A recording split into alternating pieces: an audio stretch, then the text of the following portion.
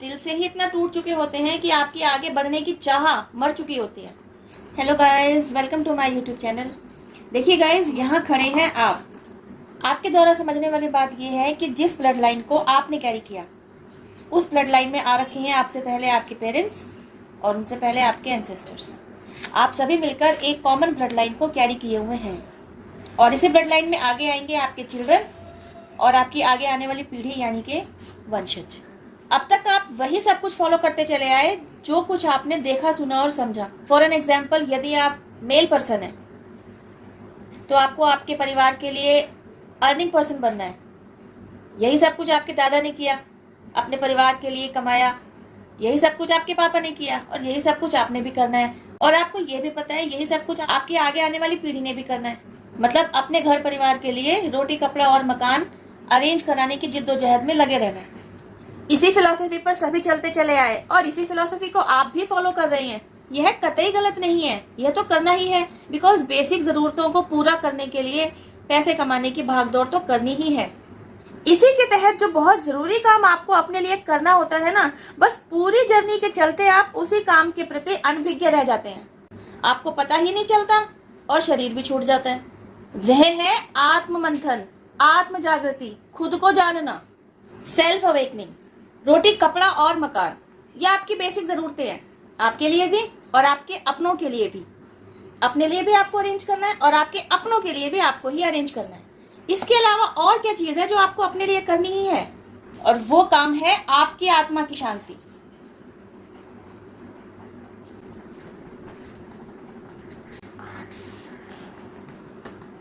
अभी तक आपने यही सब कुछ देखा, सुना और समझा। यस ऑफ कोर्स इंक्लूडेड मी, कि जब आप शरीर छोड़ जाते हैं तो आपके वंशज आपकी याद में आपको डेडिकेट करते हुए मावस की पूजा करते हैं, श्राद्ध की पूजा करते हैं और सारा पूजा का पुण्य आपको डेडिकेट करते हैं कि आपकी आत्मा को शांति मिले। तो आप पहले इस बात को समझिए कि आत्मा की शांति क्या है। Soul satisfaction.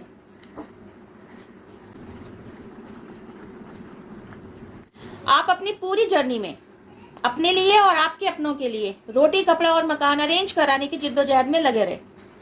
अब इस भागदौड़ के बाद या तो आपने बहुत कमाया एक्सट्रीम लेवल का, या फिर आपने एवरेज कमाया। अब एवरेज में भी दो कैटेगरी है, बिलो एवरेज और अपर एवरेज। ओके, इसी लाइफस्टाइल के चलते एंड ऑफ द डे आप शरीर छोड़ देते हैं। अब आप बताइए, आपकी पूरी जर्नी के दौरान आपने अपने लिए क्या किया, अपनी सोल सेटिस्फेक्शन के लिए क्या किया? No answer, big question mark, है ना। चलिए पहले समझते हैं सोल सेटिस्फेक्शन क्या है।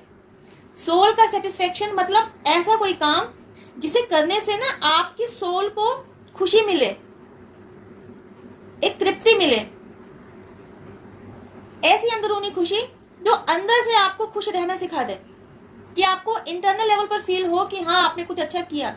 जब आप अपनों के लिए भागदौड़ करते हैं ना, अपने पेरेंट्स के लिए, अपने लाइफ पार्टनर के लिए, अपने बच्चों के लिए रोटी कपड़ा और मकान अरेंज करने की भागदौड़ में लगे हुए होते हैं और फाइनली उनके लिए एक बड़ा मकान अरेंज करते हैं, उन्हें अच्छे से अच्छा खिलाते हैं, उन्हें अच्छे से अच्छा पहनाते हैं, तो अंदर से एक सेटिस्फेक्शन मिलता है ना कि आपने अपने से जुड़े लोगों के लिए कुछ अच्छा किया। बस कुछ ऐसा ही काम जिसे करने से ना आपको एक अंदरूनी लेवल की खुशी मिलती हो, बस वही तो है सोल सेटिस्फेक्शन। बस यहाँ आपके द्वारा समझने की जरूरत है कि सोल सेटिस्फेक्शन की अनुभूति को रोटी कपड़ा और मकान को अरेंज करने की जिद्दोजहद में सक्सीड होने तक ही सीमित नहीं किया जा सकता। इससे अलग भी बहुत कुछ है। इससे अलग भी ऐसे बहुत से काम हैं जिन्हें आपके द्वारा करके आप जीते जी अपनी सोल को सेटिस्फाई कर सकते हैं। दिक्कत क्या है, आत्म मंथन तक तो आप पहुंच ही नहीं पा रहे, जागृति तक तो आप पहुंच ही नहीं पा रहे होते। क्यों? क्योंकि रोटी कपड़ा और मकान को अरेंज करने की जो जिद्दोजहद है ना, जो स्ट्रगल है ना, आप वहीं स्टक हो रखे हैं। फाइनेंस से रिलेटेड जिन हर्डल्स, जिन ऑब्स्टेकल्स को आप झेल रहे हैं ना, आपको यह पता चलता है कि इससे जुड़ी हुई भी कई गुत्थियां हैं। जैसे कि आपका ही कोई पास्ट लाइफ कार्मिक अकाउंट हो सकता है, ब्लैक मैजिक हो सकता है, आपका खुद का गलत थॉट प्रोसेस हो सकता है, आपकी लेजीनेस हो सकती है और भी बहुत कुछ। मतलब कोई ना कोई कारण हो सकता है जिसकी वजह से आज की तारीख में आप सही तरीके से एक्सट्रीम लेवल का फाइनेंस अर्जित नहीं कर पा रहे। तो पैसे की कमी के चलते आपके दिल और दिमाग में अशांति है, आपका दिल और दिमाग बैलेंस्ड वे में काम ही नहीं कर रहा। तो जब इतना सब कुछ आपके दिमाग में चल रहा है, ऐसे में कहाँ आप अपनी आत्मा की शांति के लिए थोड़ा सा अपने ऊपर काम करेंगे? कहाँ आप जानेंगे कि आपको इस लाइफ बर्थ में अपनी सोल की ग्रोथ के लिए भी थोड़ा काम करना है? ये तो अभी बस मैंने फाइनेंस रिलेटेड हर्डल्स के बारे में एग्जांपल दिया है। ऐसा ही कुछ इमोशनल हर्ट के साथ भी है। जब आप इमोशनली हर्ट होते हैं ना, तब भी आपका दिल और दिमाग इम्बैलेंस हो चुका होता है। आप सोचने और समझने की शक्ति खो चुके होते हैं। आप दिल से ही इतना टूट चुके होते हैं कि आपकी आगे बढ़ने की चाह मर चुकी होती है। आपको इमोशनल हर्ट मिलता है। क्यों मिलता है? आपसे जुड़े लोगों के साथ जिस परसेंटेज में आप जुड़े हुए थे ना, उतना क्या, उससे 90% लेस परसेंटेज में वे लोग आपसे जुड़े हुए थे। आप अपनी तरफ से 100% दिए जा रहे थे रिश्ते के नाम पर, और सामने वाला जो आपसे जुड़ा हुआ था रिश्तों के नाम पर, उसने अपनी बाउंड्री लाइन ड्रॉ कर रखी थी। समझ लीजिए कि वह रिश्ते के नाम पर बस आपका यूज कर रहा था, आपको दे कुछ नहीं रहा था। इस सारे चिट्ठे के बारे में जब आपको अवेकनिंग होती है, आपको समझ में आता है, तब आपको इमोशनली पेन मिलता है, आप इमोशनली हर्ट होते हैं, दिल टूट जाता है आपका। अब आपकी सिचुएशन क्या है? आप पैसे से भी स्टक और इमोशन से भी स्टक। अब आपके स्टकनेस से आपको बाहर निकालने के लिए ही तो आपकी लाइफ में जागृति कराई जाती है, आपको अवेकन किया जाता है। इसी अवेकनिंग प्रोसेस के दौरान आपको धक्का दिया जाता है, और यह धक्का ऐसा नहीं है कि आप सामने खड़े हैं, दूसरे वाले ने आपको धक्का दे दिया। यह डिवाइनली पुश होता है, ऐसा जोरदार धक्का जो आपके सोल की जागृति कर देता है, आपके थॉट प्रोसेस को चेंज करवा देता है, आपका कंप्लीट मेकओवर कर देता है। तभी तो आप खुद को उस मोड में बना पाते हैं कि आपके साथ जो भी चीजें हैं, आपके इर्द गिर्द जो भी सिचुएशंस हैं, जो भी एनवायरनमेंट है, जो भी लोग आपसे जुड़े हुए हैं, इन सभी को आप एक अलग ही तरीके से देखना, सुनना और समझना शुरू करते हैं। यही तो है परिपक्व सोच और समझ, जो सिर्फ और सिर्फ अवेकनिंग प्रोसेस से गो थ्रू होने पर ही आपको मिलती है। सुना तो होगा ही आपने, अक्ल दाढ़ निकलती है 35 से 40 के आसपास, तब एक्चुअली सही मायने में विजडम गेन करते हैं। यह बात सही भी है, गलत नहीं है, सही भी है। उम्र के किसी भी पड़ाव में विजडम को गेन किया जा सकता है। देखिए, ये टॉपिक ही कुछ ऐसा है, कुछ घंटों की बातचीत से इस टॉपिक को कवर नहीं किया जा सकता। तभी ना इससे रिलेटेड जानकारी डे बाय डे आपके साथ मैं शेयर करती ही रहती हूँ। आज के वीडियो में आप इतना समझिए, जो भी आपका लाइफस्टाइल रहा है, जो कुछ भी आप कर रहे हैं, मैं उसे क्वेश्चन नहीं कर रही हूँ। इसके साथ साथ आप ऐसा कुछ जरूर कीजिए जो आपके सोल सेटिस्फेक्शन को बढ़ा रहा हो।